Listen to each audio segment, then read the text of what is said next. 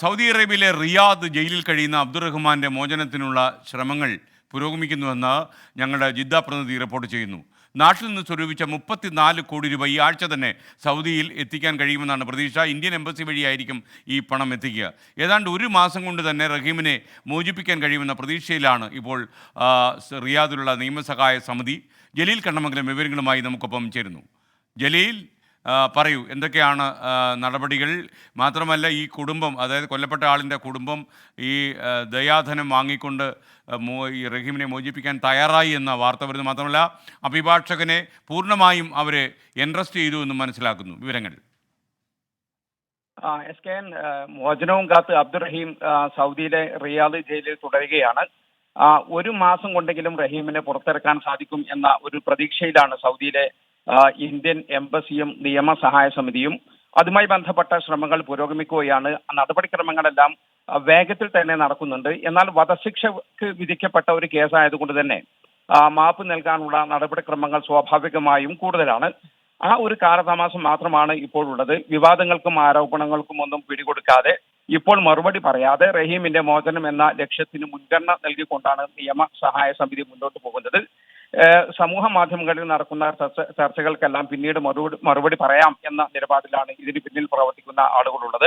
റഹീമിന്റെ മോചനത്തെ പ്രതികൂലമായി ബാധിക്കുന്ന പ്രവർത്തനങ്ങളിൽ നിന്നും പോസ്റ്റുകളിൽ നിന്നും എല്ലാം വിട്ടുനിൽക്കണം എന്ന ഒരു അഭ്യർത്ഥനയും ഇവർ മുന്നോട്ട് വെച്ചിട്ടുണ്ട്.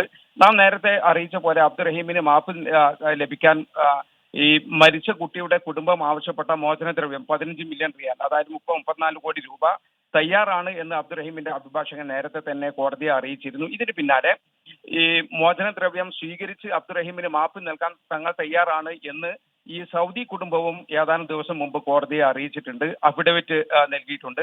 ഇനി ഈ ഇടപാടിന് കോടതിയുടെ രേഖാമൂലമുള്ള അംഗീകാരം ലഭിക്കേണ്ടതുണ്ട്. ഈ ആഴ്ച അബ്ദുറഹീമിന്റെ മോചനവുമായി ബന്ധപ്പെട്ട പ്രധാനപ്പെട്ട പല നീക്കങ്ങളും ഉണ്ടാവും എന്നാണ് സൂചന. റിയാദിന്റെ ഇന്ത്യൻ എംബസി പ്രതിനിധികളും അതോടൊപ്പം തന്നെ സഹായ സമിതി പ്രതിനിധികളും എല്ലാം സൗദി ഈ കുടുംബത്തിന്റെ ഈ അഭിഭാഷകനുമായി കൂടിക്കാഴ്ച നടത്തിയിരുന്നു. അതേസമയം നാട്ടിൽ സ്വരൂപിച്ച ഈ 34 കോടി രൂപ അത് സൗദിയിൽ എത്തിക്കുക എന്ന ഒരു കടമ്പ ഇതുവരെ കടന്നിട്ടില്ല. ഇന്ത്യൻ എംബസി വഴി ഈ തുക സൗദി കുടുംബത്തെ ഏൽപ്പിക്കാനാണ് ശ്രമം നടക്കുന്നത്. 2-3 ദിവസത്തിനുള്ളിൽ പണം സൗദിയുടെ ഇന്ത്യൻ എംബസിയുടെ അക്കൗണ്ടിൽ എത്തിക്കാനാകും എന്ന ഒരു പ്രതീക്ഷയുണ്ട്. പണം എംബസിയുടെ ഈ അക്കൗണ്ടിൽ എത്തിക്കഴിഞ്ഞാൽ സൗദിയിലെ കോടതി നൽകുന്ന ഒരു ബാങ്ക് അക്കൗണ്ട്, ഈ അക്കൗണ്ടിലേക്ക് പണം ട്രാൻസ്ഫർ ചെയ്യും. ഈ അക്കൗണ്ടിൽ നിന്ന് തുക സൗദി കുടുംബത്തിന് കൈമാറും. ഇതാണ് ഇനി എല്ലാ ഈ നടപടിക്രമങ്ങൾ. ഈ പണം സ്വീകരിക്കുന്നതോടെ അബ്ദുറഹീമിന് മാപ്പ് നൽകുകയും ജയിൽ മോചനത്തിലുള്ള മറ്റു നടപടിക്രമങ്ങളെല്ലാം ആരംഭിക്കുകയും ചെയ്യും.